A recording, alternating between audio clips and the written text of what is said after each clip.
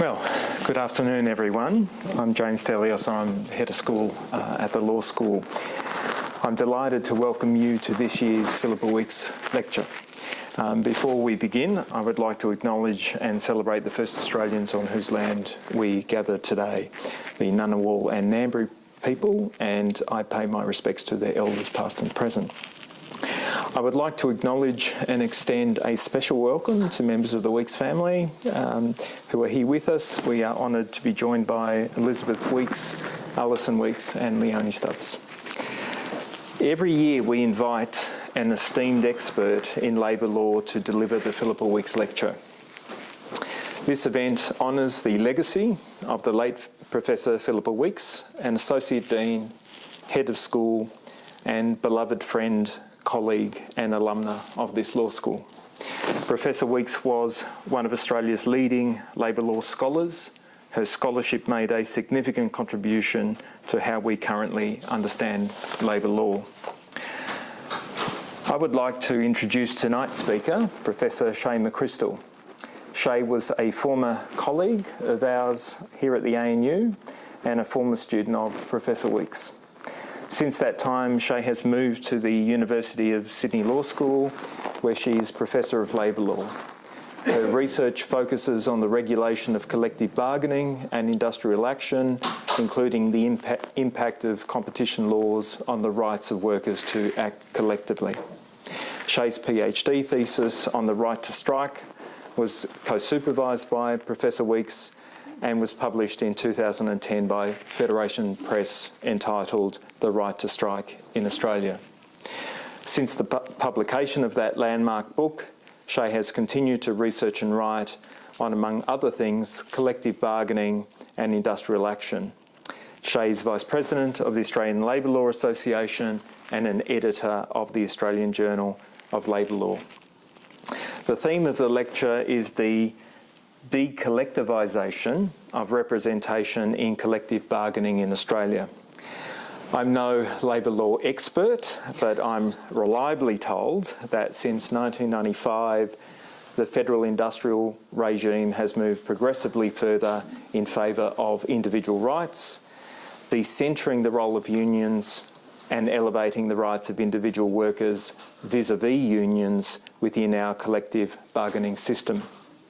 In 2009, with the passage of the Commonwealth Fair Work Act, the notion that unions make collective agreements with employers for the benefit of their members and all employees at a workplace was all but removed from the Act.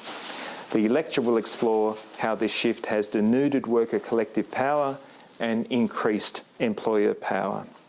It gives me great pleasure to invite my former colleague, Professor McCrystal, to deliver this year's lecture.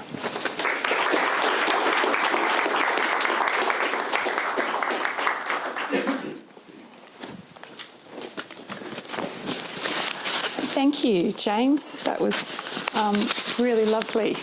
Great introduction. And I have to confess it was just brought a little tear to my eye, actually, so give myself a moment to compose myself. Look, it's a genuine privilege for me to have been asked to come tonight to deliver the Phillipa Weeks Lecture.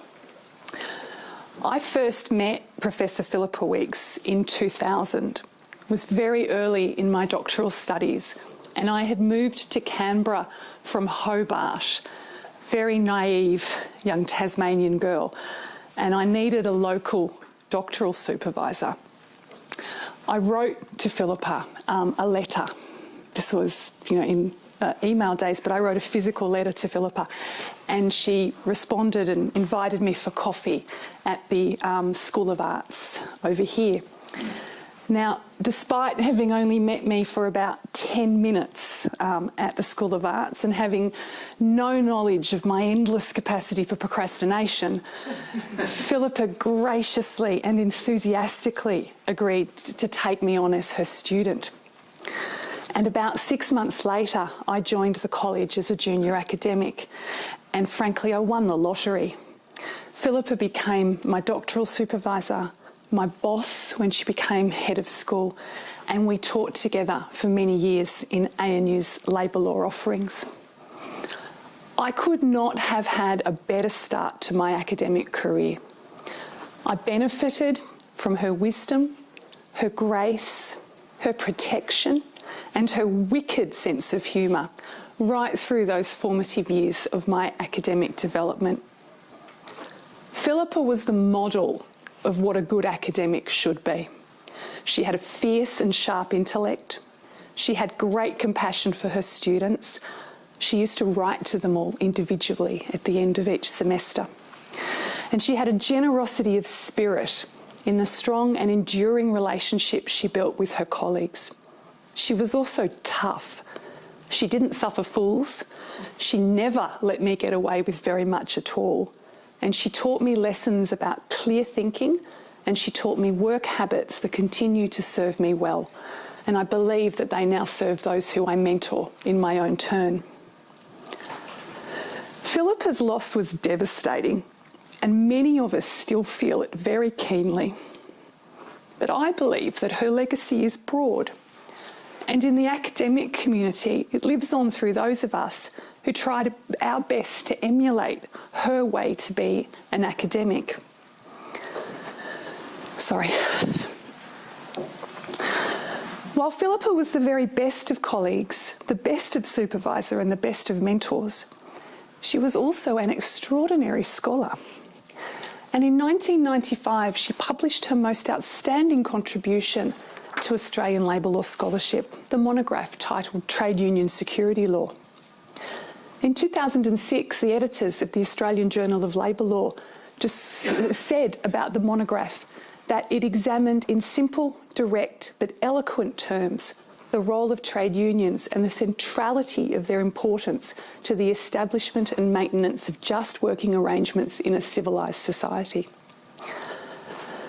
Phillipa's study of preference and compulsory unionism examined the tensions between collectivism and individualism when regulating unions in their relationships with their members, with non-members and with employers.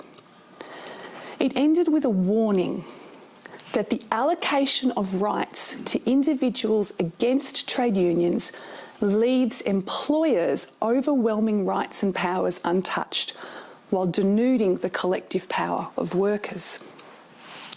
To quote Phillipa, "The balancing of individual and collective rights in industrial relations is a fundamental issue for public policy, and there is an unmistakable tendency in both debate and practice to shift the balance in favour of workers via unions, which are recognised to be powerful economic, political and social organisations capable of overriding the interests of individual workers."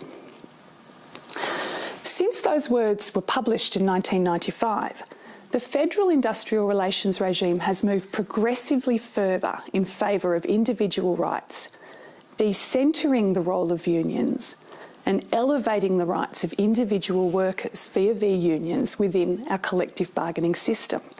It's done exactly what she warned against. In 2009, with the passage of the Fair Work Act, the notion that unions make collective agreements with employers for the benefit of their members and all employees in workplaces was all but removed from federal regulation. Instead, in its place, the Fair Work Act enshrined a bargaining system where employers make agreements with employees, and those employees may or may not be represented in that process. Further, every individual employee in a workplace was given the right to separate individual representation in bargaining. In other words, a formal right to an equal seat at the bargaining table with all other bargaining representatives.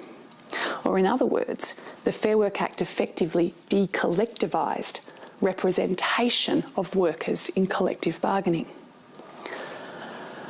What was the genesis of this de-collectivisation of representation in bargaining, and how is that manifested in our workplace relations system? What are the implications and impacts of designing a bargaining model based on individual rights rather than collective rights in representation? Those are the themes that I want to explore with you today, along with considering the impact, if any, of recent changes to the Fair Work Act through the Albanese Secure Jobs legislation. Those changes were designed to reinvigorate collective bargaining, and I want to consider whether they've grappled with the challenges posed by the de-collectivised system of representation which sits at the core of the bargaining model.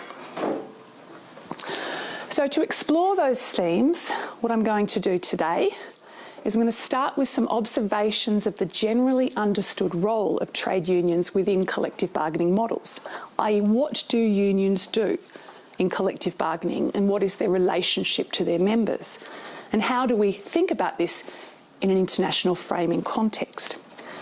I'll then move on to explore the genesis of the Australian model. Why did an ALP government introduce a bargaining model which de-collectivised bargaining representation? To understand this, you have to turn back to the time when Phillipa was writing her treatise on union security law, when the federal industrial relations system was in transition from centralised conciliation and arbitration to enterprise-based collective bargaining, and the then Keating ALP government introduced a form of agreement making for non-unionised workplaces.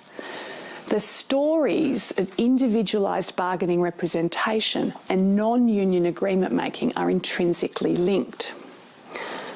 I'll then explain the de-collectivised model of representation adopted in the Fair Work, how that has been influenced by the history of non-union agreement making, how this has impacted the architecture of the system, the balance of power in collective agreement making and bargaining, and the relationship between unions, their members and non-members. And then I will round out my lecture with some reflections on the most recent changes to the Fair Work Act and whether or not we can truly make gains in collective bargaining coverage in Australia without fundamentally revisiting the balance between individual and collective rights within bargaining. So that's an overview. So I'm going to start with that context piece. How do bargaining models work? So for this purpose, I want to start with the International Labour Organisation. Australia is a signatory to Convention number 98 of the ILO, which is the Right to Organise and Collective Bargaining Convention. The relevant article is Article 4, and Article 4 provides that state parties who've ratified the convention will take measures appropriate to national conditions to encourage and promote the full development and utilisation of machinery for voluntary negotiation between employers or employer organisations and worker organisations, with a view to the regulation of terms and conditions of employment by means of collective agreements. The obligation imposed on member states that have ratified Convention number 88 is to encourage and promote machinery for the negotiation between employers or employer organisations and workers' organisations, with a view to the regulation of terms and conditions of employment by means of collective agreement. The bargaining party identified by Article 4 in respect of workers is worker organisations. This is unlike the employer side of the equation, where they do draw a distinction between employers and employers' organisations. For collective bargaining, Article 4 envisages that bargaining will take place between representatives of employers and worker organisations, not workers individually. It is a collective right. It vests in the collective, not in the individual. Internationally, in both global north and global south countries, the machinery that is used in the context of Article 4 to promote collective bargaining varies wildly. Bargaining models differ around the world in respect of the level at which bargaining takes. European models often bargain at industry level, common law countries often bargain at enterprise level. The subject matter of bargaining, the role of dispute resolution, the obligation on parties to come to a bargaining table, and how strike action is regulated. There are also differences in respect of how worker organisations are formed and how worker organisations are recognised for bargaining purposes. And there's potential for disputation, particularly around cases where it seems that a worker organisation might be in some way employer-controlled, company union type disputes. However, what is generally common across bargaining systems internationally is the role of worker organisations. However we identify worker organisations for these purposes, the one thing that almost all collective bargaining systems around the world have in common is that workers are represented by trade unions for the purposes of collective bargaining. And in representing workers, those organisations play an important role. They mediate between the competing views of their members in order to present a united front at the bargaining table and advance an agreed set of claims. They identify and represent the interests of members who may not form part of a majority. For example, unions around the world have championed the rights of women, championed the rights of parental leave, they've championed the interests of part-time workers. And they play a broader representational role for all workers, whether members of a union or not, both through the creation of collective agreements which apply at workplaces to all employees, including those that are union members and those that aren't, and through a broader role in advocating for worker interests in policy, legislation and other areas. So just to emphasise that point, almost uniformly around the world, across a variety of different collective bargaining models, it is worker organisations that represent the interests of workers. In bargaining, employers negotiate with worker organisations. Collective agreements are made between employers and worker organisations. Workers' interests are represented by their organisations, and workers themselves resolve their competing concerns and interests either within those unions or in some systems by forming different unions. This also reflects the conventional understanding of why we have collective bargaining, to provide workers with the ability to organise in collective and counter the superior bargaining position of employers. Bargaining power, which is reinforced by the law of contract, the law of property, and maintained by the greater capital and managerial power of employers. This is not to say that there are not debates in those contexts, but the debates focus often on the impact of union organisation in workplaces and the different types of outcomes that you get in unionised and non-unionised workplaces. What you don't generally get is debate over the merits of collective agreement making without unions.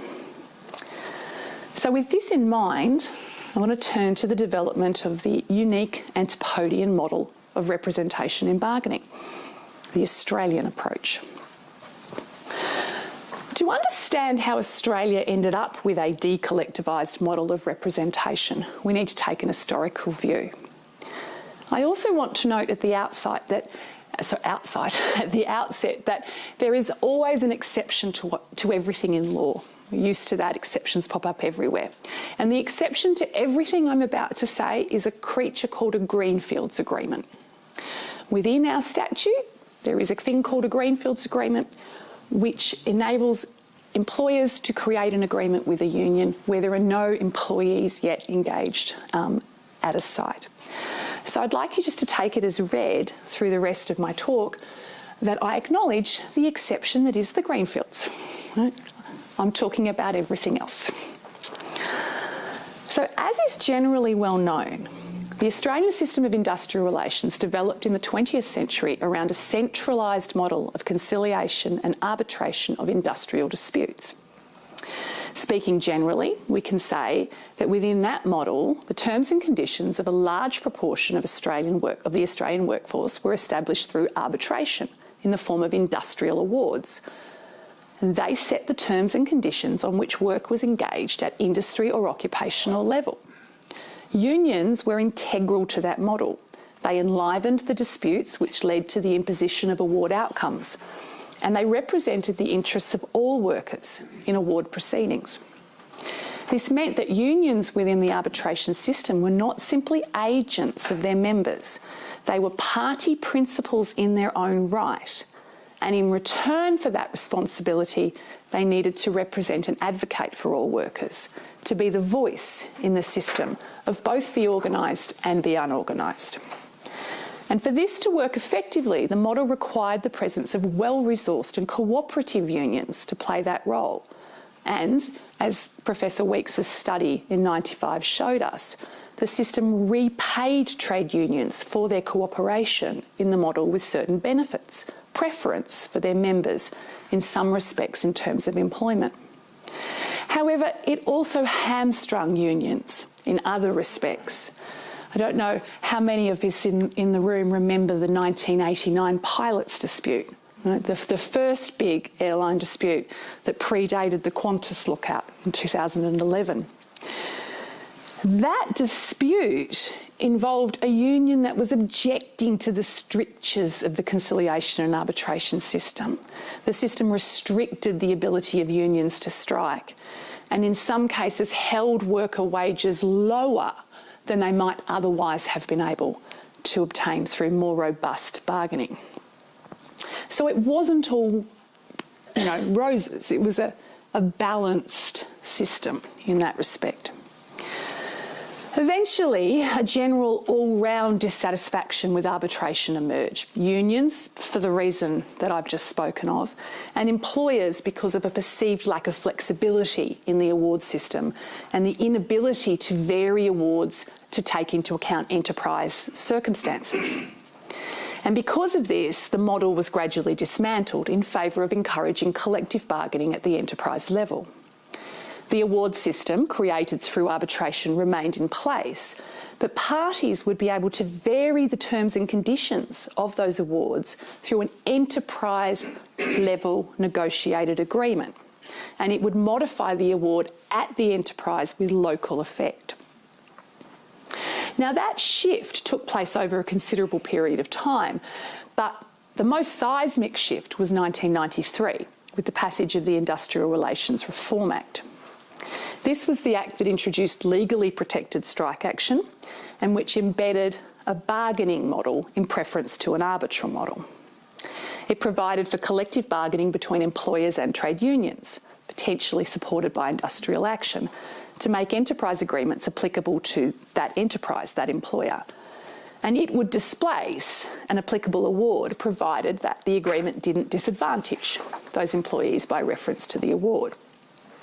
The idea was that unions would trade away perceived award inflexibilities in return for wage gains and better conditions, and employers would get productivity gains through those reduced inflexibilities at their enterprises, and that would assist in funding those outcomes.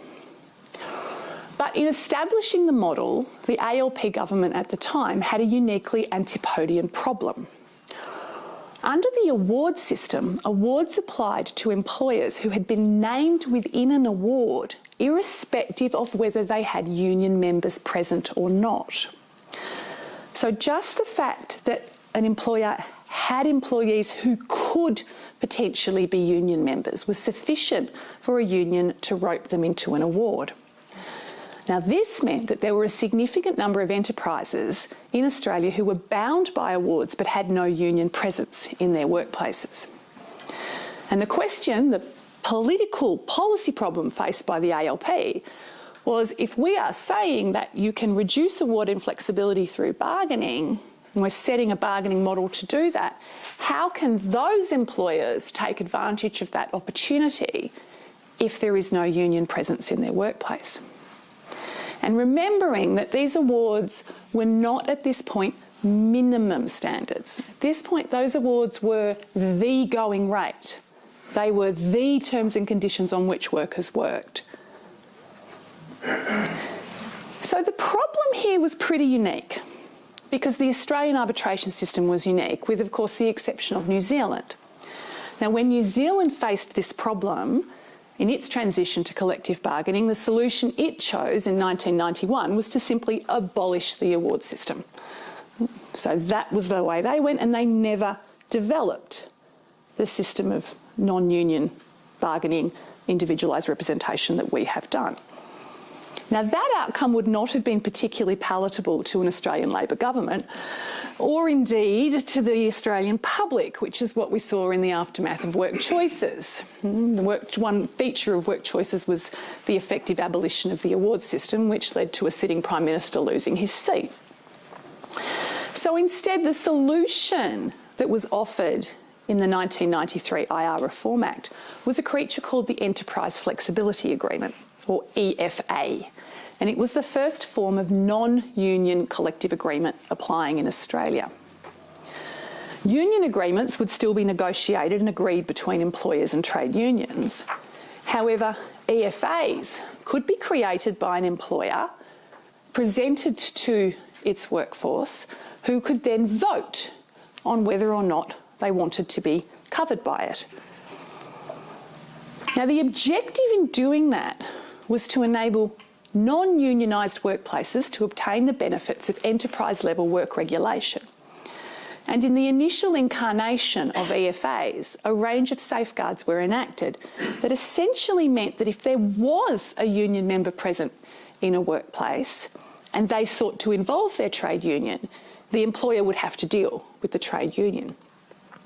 So the EFA was really limited in terms of its application to genuinely non-unionised non-unionised workplaces. However, ALP loses office, the coalition comes into power, and from 1996 onwards introduced a number of amendments to the federal statute.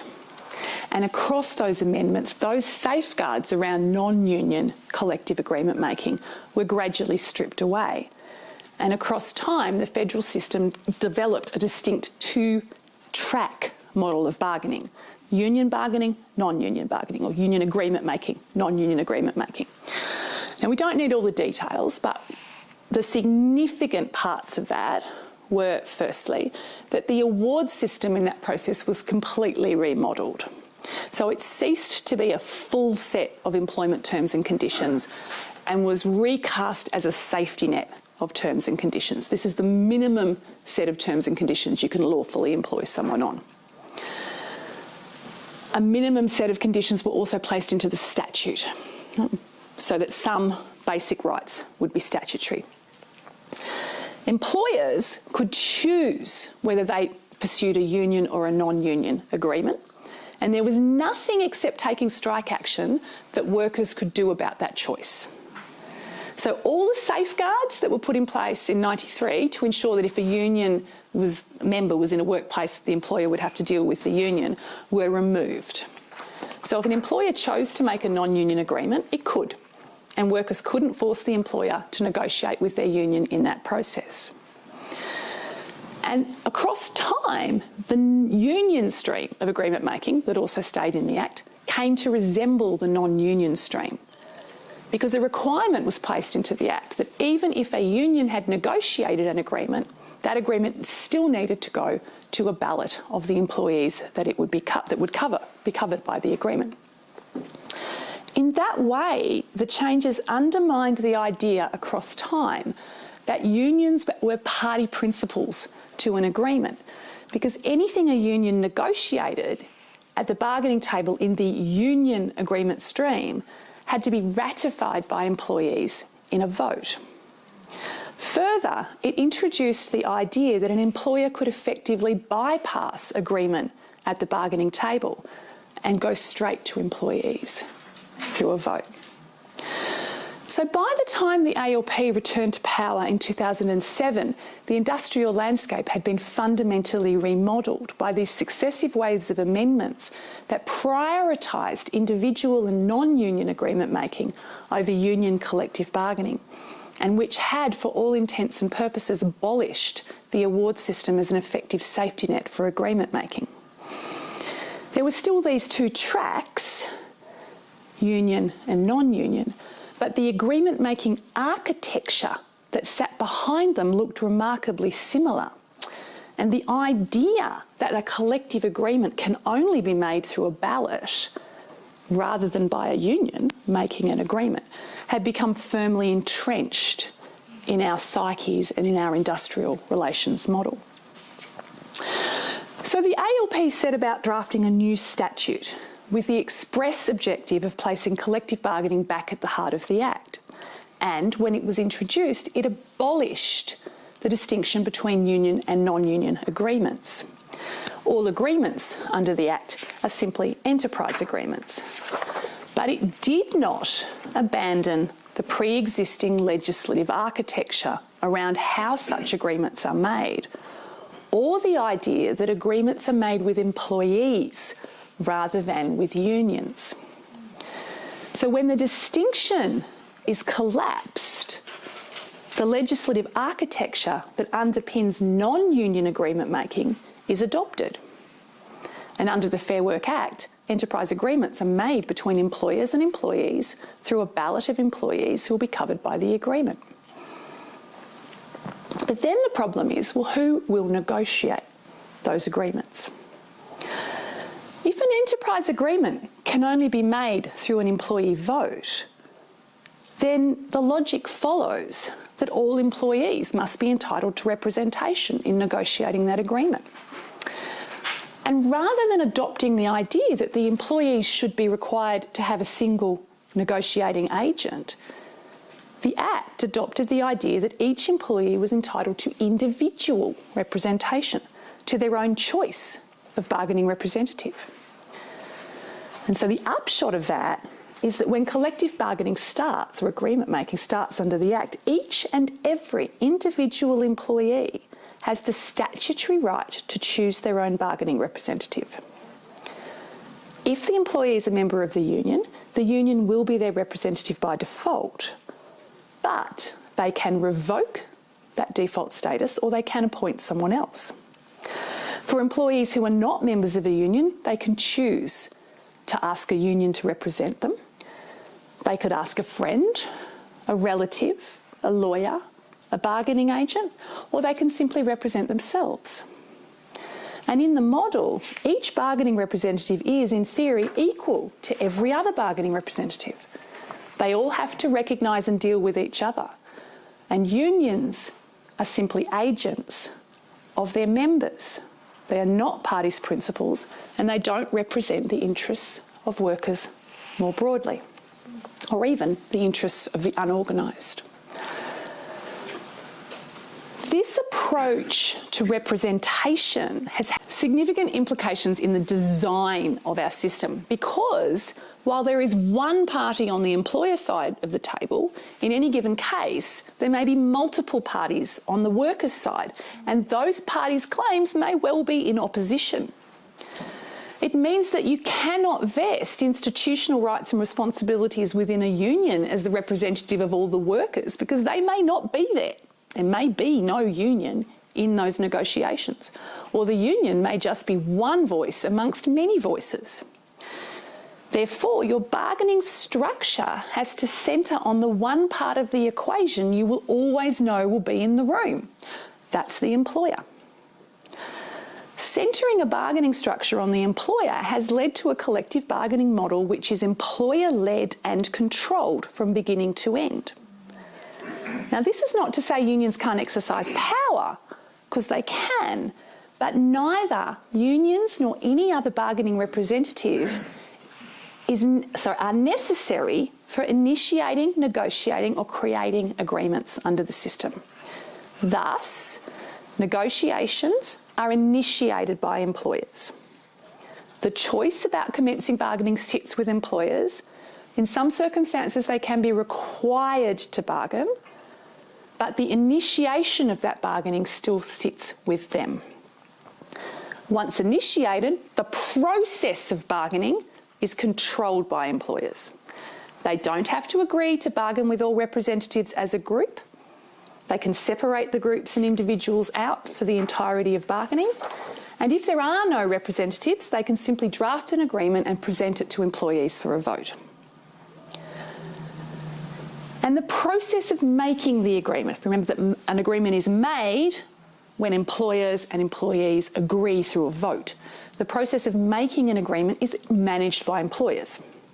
So there's statutory obligations they have to comply with. They have to explain the content of the proposed agreement to employees. They have to give access to that agreement, and they have to ensure there's a fair ballot on that agreement. Well, now they have to ensure it's a secret ballot. In the past, they could do it by email or show of hands, or stand over their workforce saying, "Do you agree?" Right? There was no guarantee before secure jobs of a secret ballot. But again, this whole process is managed and controlled by employers, including, crucially, the decision to go to ballot in the first place. Provided an employer has bargained in good faith with any bargaining representatives that have put their hands up, the decision on when to ballot effectively rests with employers. So what you can see from that is that the statute sets up a process for employers to make agreements with their employees. Neither actual bargaining nor the collective representation of workers is necessary. So, to round back to my original point, the de-collectivisation of representation under the Fair Work Act, you can see that the decision to adopt a non-union agreement-making architecture for bargaining under the Act has driven the de-collectivisation of representation. And this in turn has meant that the architecture is built around the employer as the only constant actor in agreement making and bargaining under the Act.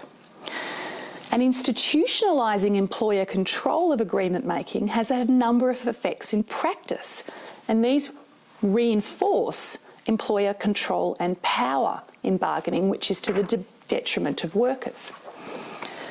So the aspects of the system which reinforce employer control are, firstly, bargaining for a single enterprise agreement commences when an employer provides the employees who will be covered by the agreement with a notification of their right to be represented.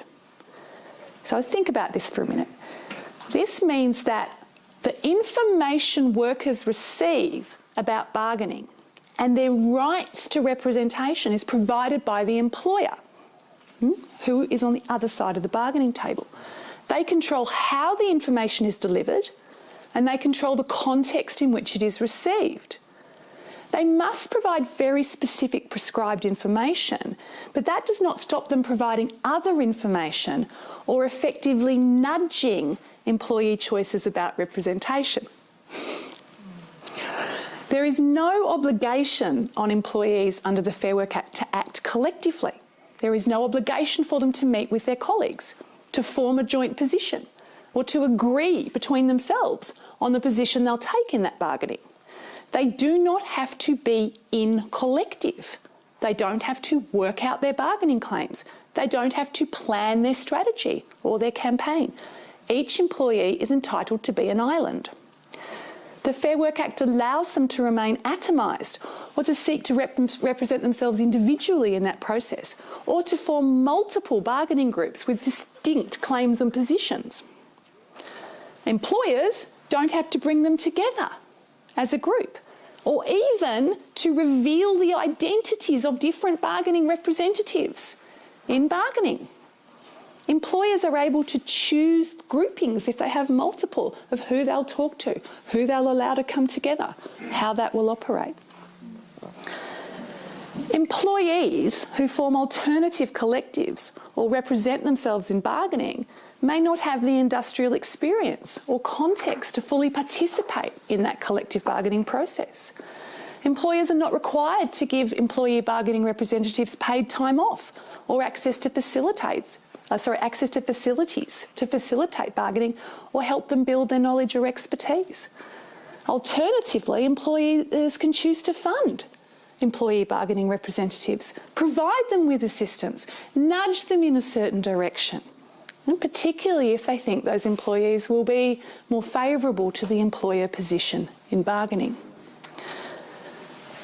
The provisions in the Act governing collective action or strikes are also atomised.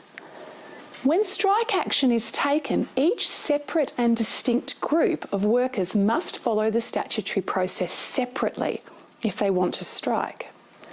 Now, this also applies to individual employees. So if an individual employee has nominated themselves or someone else as their bargaining representative, then that person can take strike action.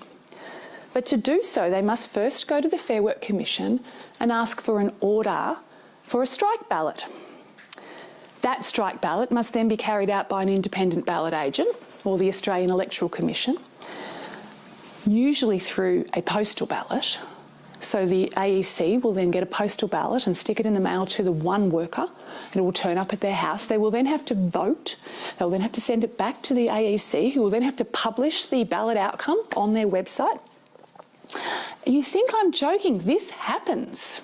There are multiple instances of single employee postal ballots to take strike action under the system. I couldn't make this stuff up, right? Now, if they vote in favour of taking strike action, I mean, they've applied for the strike ballot, so you're going to imagine they're going to vote yes. But if they vote in favour of taking the strike action, they can give individual notice of strike action and then take their own strike action. Now, they could take it at the same time as other employee groupings, but they don't have to. And while it may seem utterly incongruous, under this Act, it's entirely consistent with the idea of a single person withdrawing their labour and setting up a single-person picket line on the footpath outside their workplace and attempting to persuade all of their colleagues not to go to work in support of their claims at the bargaining table. Now, I haven't seen that, but I have seen the single-person ballots. Employers do not have to achieve agreement at the bargaining table to make an agreement. Provided they've given those negotiations a go, they can try their luck with a ballot of their employees to see if they can get an agreement made. Now, this has multiple effects in practice. Firstly, it impacts the bargaining power of any worker organisation in negotiations because they can effectively be bypassed. And the threat of a ballot going ahead, if a union is not in a position to control the outcome, will necessarily impact the approach they take in bargaining. It's going to sit on top of them the whole time in terms of their approach. Secondly, it means that the good faith bargaining obligations do not, as they do overseas, stop employers from communicating with otherwise represented workers. So if you're in America, that bastion of the land of worker rights, once bargaining is underway, employers cannot try to bypass that union. They cannot say, I don't think the workers really don't understand what the union is doing. I know better than them. I'm going to bypass the union and chat directly to the workers, right, to try and influence the outcome. Can't do that. That's bad faith bargaining in the States. But in Australia, very early on in the Fair Work Act model, it was understood that because workers are the ones who make the agreement, the cases have held that employers need to be able to communicate with both directly represented workers and unrepresented workers. What this means is that in some bargaining rounds, workers almost become the equivalent of a consumer facing multiple sales pitches from the different sides of the bargaining table. Has anyone had an experience of that where you think, oh, will you just stop sending me the emails telling me why what you're doing is so fabulous? Right, so both during bargaining and if the employer decides to abandon its attempts to strike a deal at the table and go directly to ballot, the relevant workers get pitched from each side, trying to convince them how to vote and attempting to discredit the other side. And we end up in the Fair Work Commission arguing about misleading statements in ballot processes. This process also reinforces the idea that unions and their members are distinct and separate actors. For union members, it can also mean that rather than accepting the strictures of industrial democracy, that you decide in collective and you follow the decision of the collective, even if you don't agree with it, or even if it doesn't give you everything you want, you can just go, well, okay, I'm going to represent myself. I'm going to form my second collective. We're going to go to the bargaining table because the union's not giving me what I want. Or they can vote for an agreement that the employer has put forward despite opposition for their union, or vote against an agreement that a union supports. So in a very recent Fair Work Commission matter, an employer and two trade unions mutually went to the Fair Work Commission and asked for arbitration. And this was because the employer and the unions had reached agreement.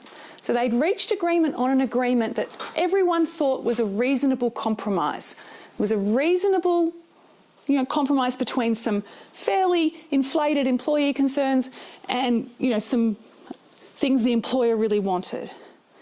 They went there because despite that agreement going to ballot twice, and despite the employer and the two unions supporting that agreement, the workers knocked it back both times. Right? In a heavily unionised workplace, the workers voted it down twice, despite the unions saying to their members, please vote in favour of it. We think it's a great deal. We think it's the best deal you're going to get. That dispute's now going off to arbitration. So under our traditional conciliation and arbitration system, or under bargaining models that operate overseas, the job of mediating between employee interests and claims rests with trade unions. Through their internal processes and their rules, workers debate issues, identify claims, and decide what is most important to them, what they're prepared to pursue, what they're prepared to take strike action over, and what they're prepared to compromise on. This allows them to present a united front at the bargaining table. It allows them to pursue minority interests that might not get a look in otherwise, and it allows them to sort out what their compromise arrangement is.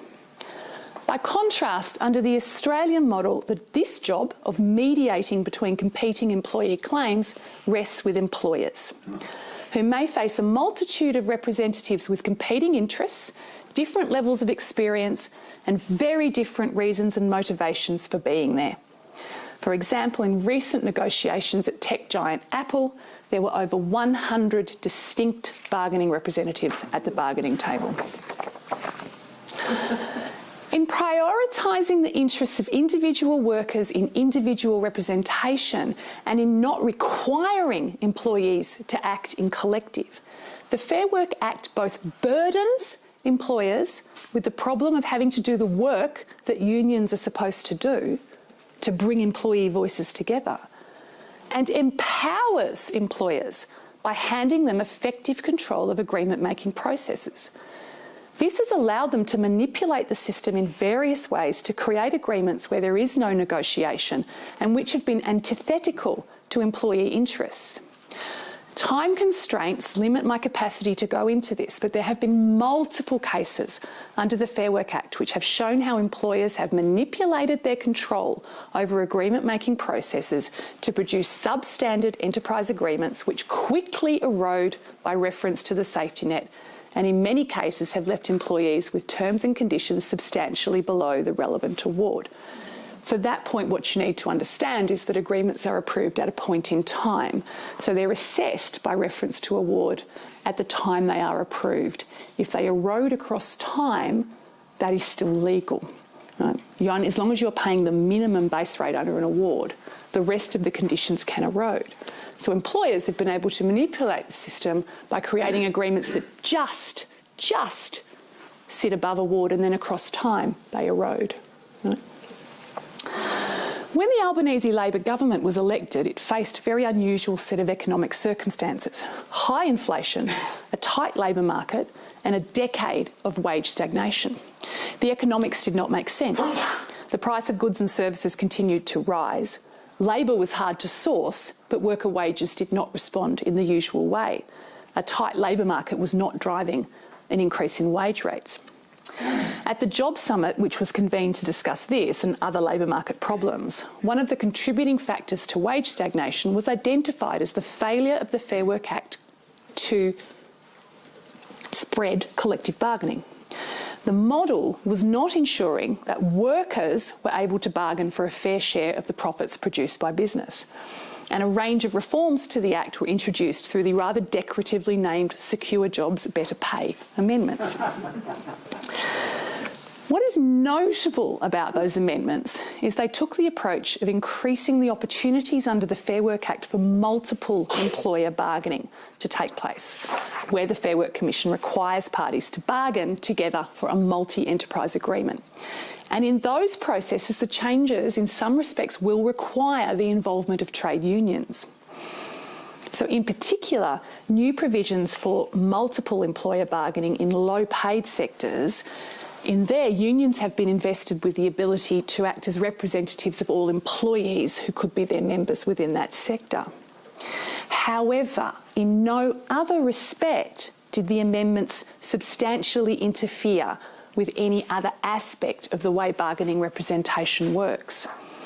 The non-union architecture of the Act remains, the vesting of control in employers on agreement making remains, and the shift of responsibility to mediate between competing views to employers remains. For single enterprise agreement making under the Act, very little has changed. Some aspects of the amendments make it easier for unions to require employers to start bargaining, and there is now an arbitration mechanism for intractable disputes. But none of this has changed the underlying architecture of employer control for single enterprise agreement making, which is the logical corollary under the Fair Work Act of the idea that each employee is entitled to separate and individual representation in bargaining. So what that means is that unless multi-enterprise agreement making really takes off, which has not yet happened, not much is going to change.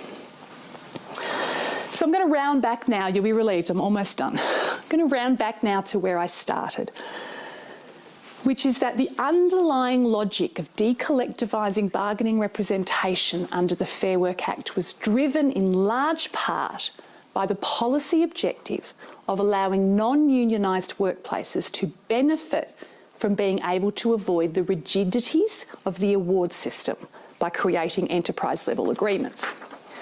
And in practice, that has produced a bargaining system that atomises workers, reduces collective power, and vests control in employers. But my question is, does that logic still hold? Do we still need to facilitate non-union agreement making to allow individual enterprises to enjoy the flexibility and benefits of single enterprise level collective bargaining?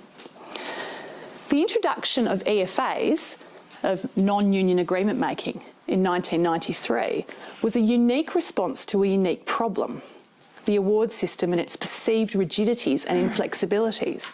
At that time, there were literally thousands of awards regulating all aspects of work, and in circumstances where working out award coverage could be complex and challenging.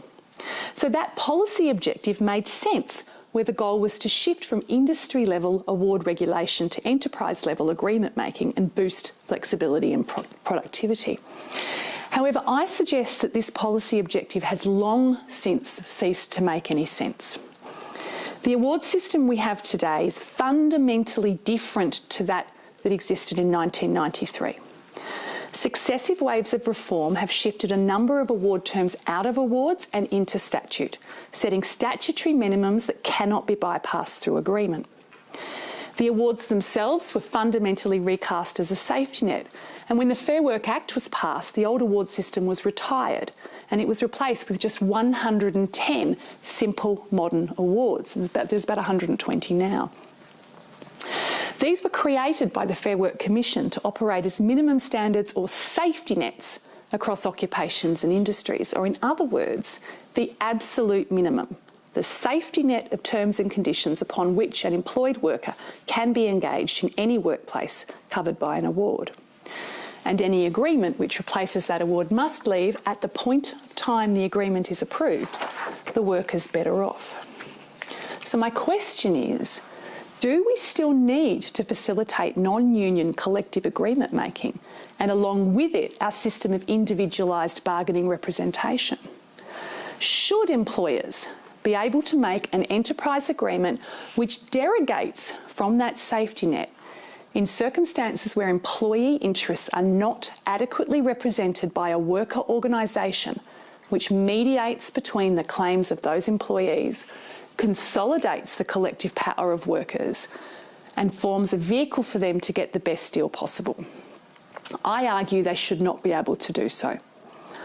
I argue that the privilege of being able to create an agreement which changes the statutory safety net that otherwise applies to workers should be reserved for those who negotiate with worker organisations, and that we should build our bargaining model on this basis, not on the individual rights basis that underpins our Act. This would never stop an employer from providing their workforce with terms and conditions that are better than an award. You don't need a collective agreement if you're going to pay up. You don't need a collective agreement if you're going to comply. It would, however, stop an employer from derogating from that safety net, from trading off some conditions for others, for allowing enterprise agreements to be made which are substandard and which erode across time, without employee interests being protected by a worker organisation in that process. Now, I hear you thinking, because this is the refrain I get every time, but Shae, people don't join trade unions anymore. What about union membership? Union membership in Australia sits at an all-time low. It's about 11% of our workforce. The decline has many causes and many effects. And one of those is to reduce the capacity of unions to play the roles we need them to play in our bargaining system. And the system itself also has that effect, because the system forces unions to expend resources at certain points in the system that in wasteful ways. The strike ballot system, the MSD system, both of those systems, the recognition, majority support to try to bring an employer to a bargaining table. Both of them are highly resourceful and time intensive for unions whose resources are already strained. So as union membership declines and bargaining remains atomised, it is more and more difficult for unions to be the voice of workers at the bargaining table. But unless we make a change, unless we return to an understanding that worker organisations are best placed to mediate between the views of employees and to consolidate worker power at the bargaining table, the density numbers won't change. Union membership numbers won't change. And if I come back to Phillipa's book, To Trade Union Security Law, published in 1995, Phillipa observed right at the outset of her monograph that Australian industrial law is accordingly renowned for being highly interventionist, and Australian industrial relations for being intensely regulated by law. It must be understood that a significant part of the decline of union membership, the decline in collective agreement coverage and the atomisation of worker power is the result of the choices we have made in the architecture of the statutory bargaining model. Without a fundamental rethink, nothing changes. Industrial relations in this country is intensely regulated by law and driven by the prevailing legal regime. Therefore, this is within our power to recast. Thank you for your time.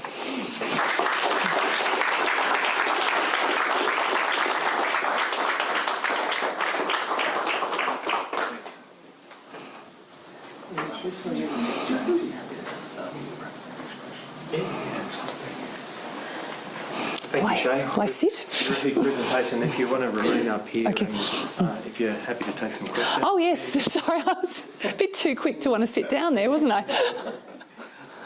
So open to the floor for questions. Is that Ros up the back? Yeah. Can I just say I owe some debt in my speech tonight to Ros, who's sitting up the back. Some of the ideas I talk about, Ros actually was the first person to publish them. Do you mind? Sure. It's just a sort of a practical question. I guess I'm fascinated by the individual or the single worker parbos. And I'm wondering if they are really individuals, or are they occurring in contexts where there is a larger collective going to ballot and for whatever reason there's an individual who's outside that collective who also wants to participate in the strike action? That would be my guess, Ros, because I can't imagine why else it would happen. But really one needs some time to go and track those people down and ask them, right, that question. But I think it is interesting, certainly industrial campaigns you see when you work in a university, any number of your colleagues are going, what do you mean I can't strike? What do you mean I can't stand on the picket line with my colleagues? And well, join the union, or nominate yourself as a bargaining representative and ballot yourself, right? And so, yeah, I do think that is what drives it. But the very fact that it happens is, outrageous. Hi. Yeah, my name's Stephen. Hi, Stephen. I'm not in the law school. I'm amazed at the clarity of what you mapped out here. But my background's sort of in history, and so when it got started, you were coming out of the 80s, which had been a very strong Labor. Originally it was Hawke, Yep. where he thought there was nothing that a union couldn't do that was not wonderful, in one sense. And what was have you looked at the thinking that, this all kicked off under Howard work, and was it a reaction against, they just weren't happy with unions, or, you know what kicked off that shift into the employer really controlling it, is really what I'm wondering about. It had been, looked like a bit more even, but the thing you've mapped out is somehow it shifted very strongly, and I just wonder ideologically, where did that come from? Well, I mean, I think you have to go back to why we moved away from arbitration. And once you start to open the tariffs, bring down your tariffs, open up your economy, our quite rigid, centralised system of arbitration becomes a problem. Employers find it very difficult to compete in the markets that they're now required to compete with. And so it's interesting because the initial idea, as I said, was an idea that was, well, that award system is comprehensive in nature. It's not safety net, it's comprehensive. And to change it, we want it to be something that workers and employers agree. We want workers and employers to go away and look at where there are rigidities and inflexibilities in their working system, and we want workers to agree to give some of them up in return for better wages. And then this process had actually started through arbitration, right? It actually started through the Australian Industrial Relations Commission. But the Commission was always suspicious of workers in that context. And so there were difficulties in the transition. And so the Reform Act came out of a couple of things. There was international pressure in the wake of the pilots dispute. The government was under some pressure because there'd been criticism of the arbitral system because it denied workers the right to strike. So they had that pressure coming there, pressure in the economy, pressure around the rigidities. And the back pressure coming from employers who did not have union members present in their workplaces and said, well, we need to be able to benefit from this as well. And so what I think actually, Stephen, is that it just started from a small idea that we need to let this happen.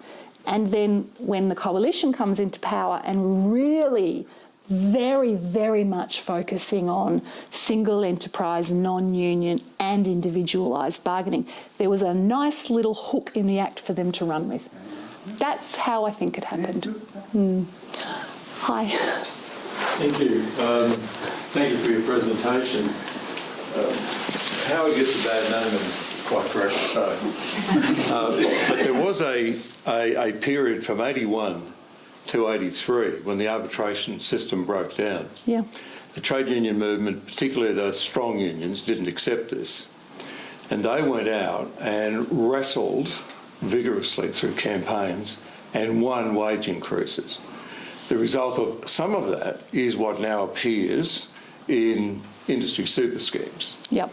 So when the arbitration system got put back together after 83, a number of those militant unions, and I was a member of one of them, quite consciously wanted to preserve some of the space that they had won in the field.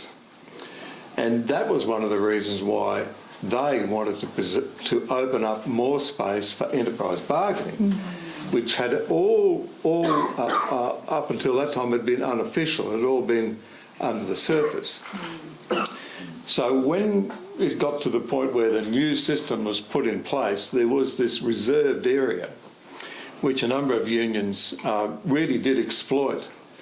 But there was a bit of false consciousness in it, and that was that you couldn't move what you'd won back. You couldn't take it back to the people who couldn't fight.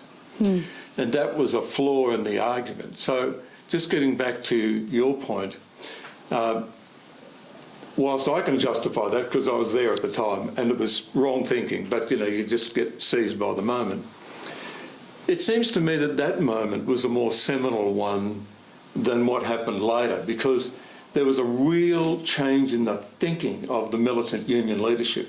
that because the system had broken down, they weren't going to cop the breakdown, they were going to go around it. And then the consequence was they took their eye off the ball and ended up with exactly what you're saying now. Well, yeah, and the pilots dispute, that's what happened. That's right. With that So dispute. to me, it was back to 81 that really was where the seeds were. What's your reflection on that? No, I'd like to actually take that one away and have a think about it. That's okay. I mean, I agree with what you're saying. I just want to kind of think about where I would put the seismic shift. But yes, I think that was the combination. And it's no surprise that the two pieces of legislation I focus on most heavily are Labor pieces of legislation, right? I'm going to go here and then up here.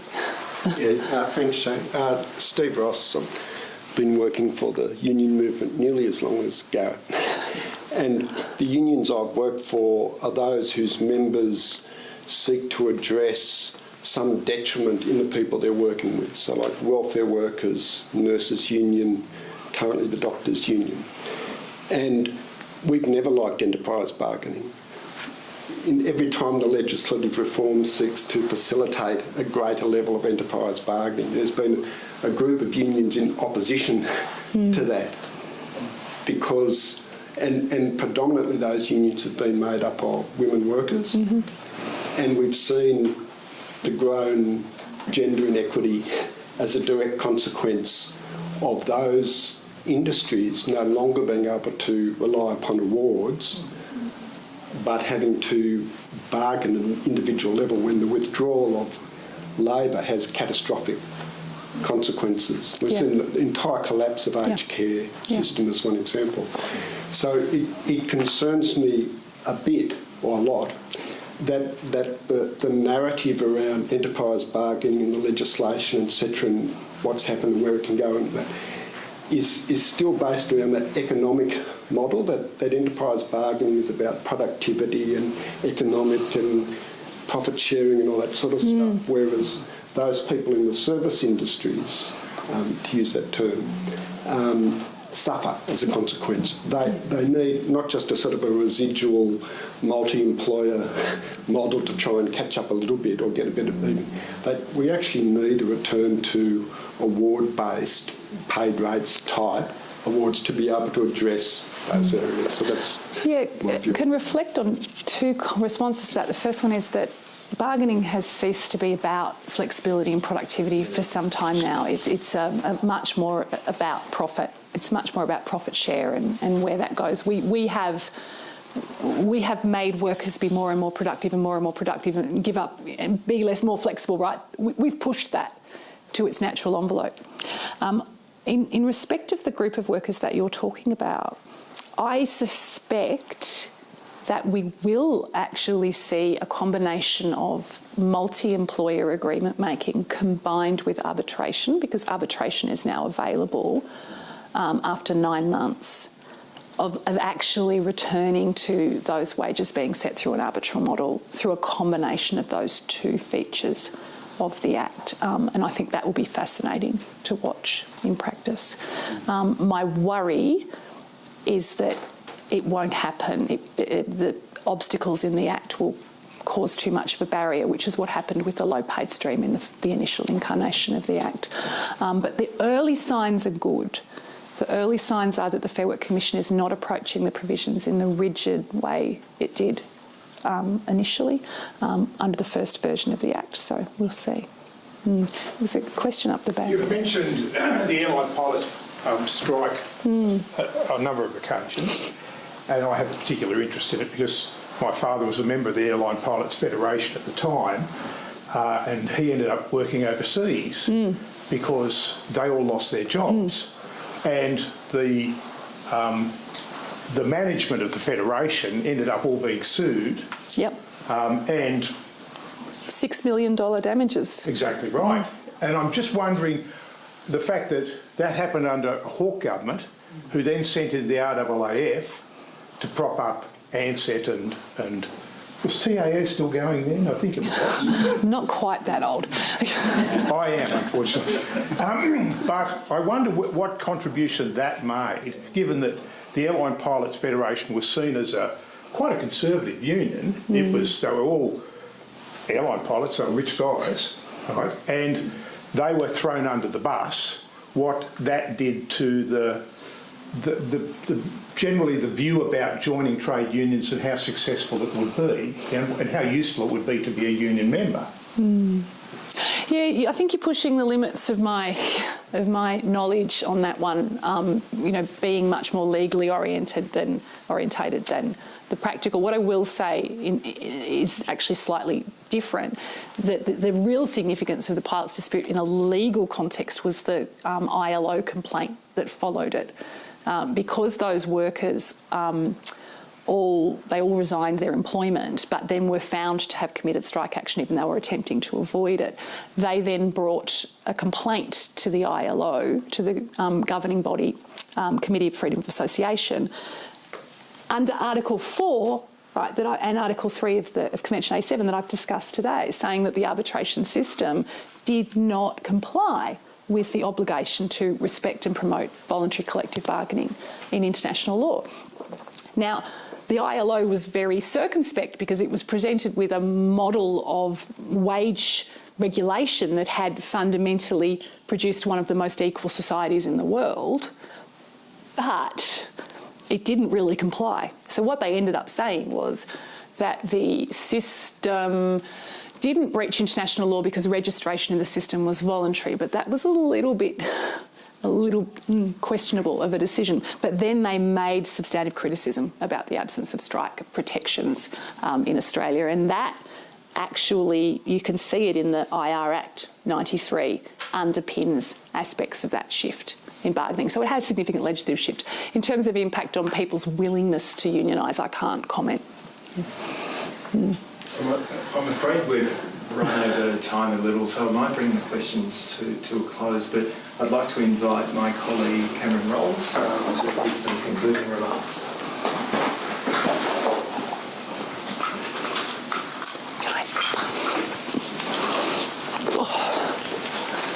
Thanks very much, James.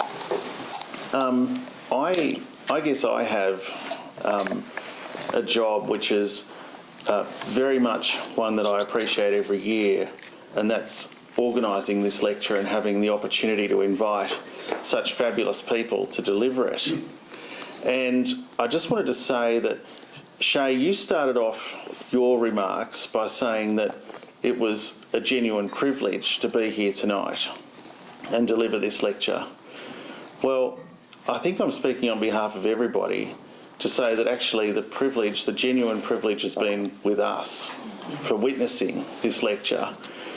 I can tell you, as someone who teaches in the area of labour law, Shae's delivered a presentation which transcends 5 major tranches of labour law reform. And the only way that you can sketch out a map of those 5 tranches of reform is by being entirely on top of the detail. And Shae's done that tonight and presented with great clarity and with terrific signposting, I think, for all of us, an outline of not only the problems with the current system, but also some proposed solutions.